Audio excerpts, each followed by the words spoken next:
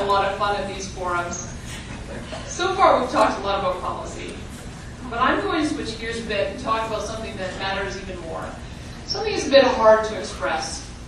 What I'm talking about is values, continuity, vision. And I think it's in this respect that our party differs the most from the progressive conservatives. I didn't come here tonight to complain about the conservatives. I think each and every one of you know the reasons why you're here. What I did want to talk about is Alberta, as it was, as it is, and as it should be. Why is it so many people came here? Why is it they still come here? What is it they hope to find? We all know how Alberta began. It began with those incredibly brave settlers who came to this place over 100 years ago and found nothing but empty wilderness. There wasn't much here, nothing but empty prairie and bush. There was no buildings, no roads, no wells, no food except for what you could grow on your own. Some of those original people who settled here, just east of here, north of Lloyd, were some of my own ancestors, the Hawkins family, on my mom's side. Back in the 1800s, they were homesteading on the Kansas plains. On my dad's side, we came from the Ukraine. My great-granddad was Philippus Kolodnicki. He was from the Galicia province. When he got to Canada, some immigration bureaucrat renamed him Philip Smith.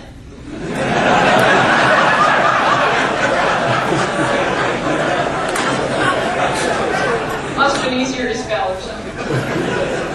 But the Hawkins started farming, and Philip Smith, he worked as a CPR switchman. I think it's good for us to remember those people and those times, because it's those people and those times that stamp the Alberta character.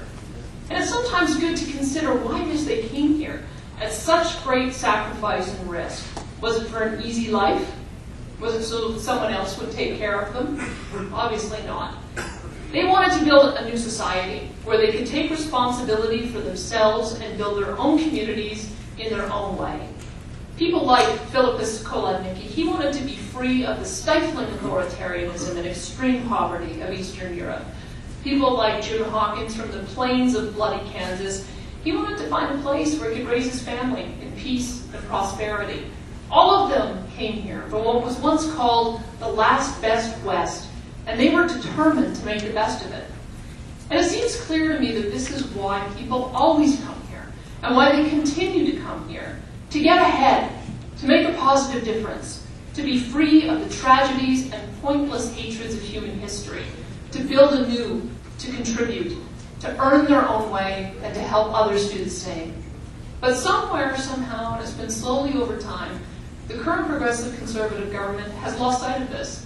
Instead of helping Albertans get ahead as Albertans, they seem to be more focused on getting into power and on staying in power. To me, the most unsettling proof of this was the decision of our current premier in the last progressive conservative leadership contest to set Albertans against our own base industry. It was a calculated political strategy, and it worked for him. But it's created lasting economic and political division and damage in our province, and I don't think we've seen the end of it. I think this will go down as the single worst decision any premier of any Alberta government has ever made.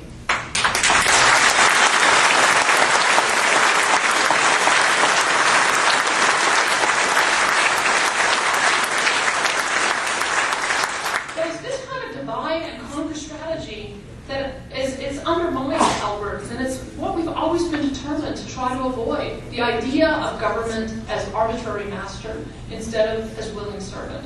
And it's the problem that we see in the legislature today. It's the reason why we have record voter apathy in Alberta. Why vote? They're going to do what it is they want to do anyway. But this is why there's a Wild Rose Alliance party, and this is why I'm running to be leader of it. To give Albertans back to Alberta. To reunite our province, Edmonton and Calgary, north and south, rural and urban.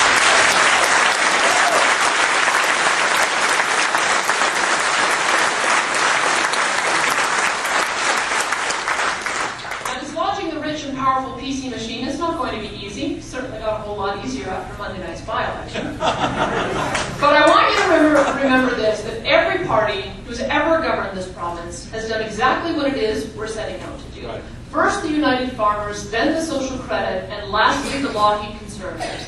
They all arose, seemingly out of nowhere, and swept the old group out so a new and better group could come in and do what so badly needed to be done. They all started with nothing. Nothing except these three things. The vision of a better future, the courage to speak honestly, and a love for Alberta that unifies us all and makes us absolutely unstoppable.